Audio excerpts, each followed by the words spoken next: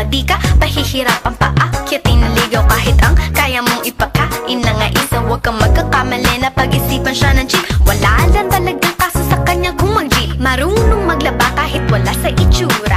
Di na niya rin kailangan pa pamustura. At kahit na kanino mo dali nagpakilala na GGV ang lahat sa galing niya makisama. Di na nanakalat, di na mumulis ng cellphone yan. Pero magloko ka lang, lagot at mapipektasan. Oo, magaling siya makipagbiruan, pero ang puso mo'y hindi paglalaroan. Swerte mo kung mapagbibigyan.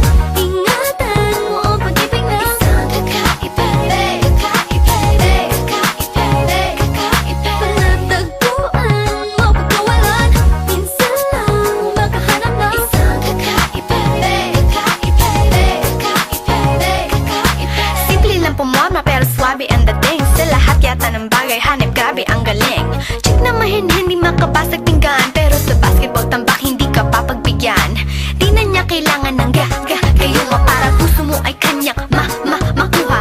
Di rin siya yung tipo ng babae na pan-trip lang. Kung maluloko ka, mag-isip ka, please lang. Ang ganda niya sapat para mapakanta ka ng Sa'yo na ang lahat. okay lang yan but siguro kulang ka sa talino kung sa kanya'y di tapat. Pinakala mo Na madali siyang palitan na papatunay ito na kailangan ng tabasan mga sungay mo. Kundi hindi siya nararapat sa buhay mo. Swerte mo kung mapagbibigyan. Ingatan mo ang pag-ibig na isang kakaiba,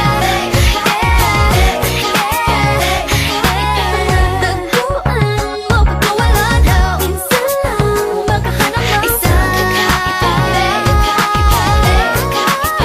kakaiba. Di mo siya maririnig humingi ng tawad. Mararamdaman mo na lang at magugulat at gagaan ng loob kaya siya ay walang katulad. Di siya yung babae na masasabing tipikal. Dahil mismo ang ugali at ganda sumatotal, ang buo niyang pagkatao ay higit sa pisikal.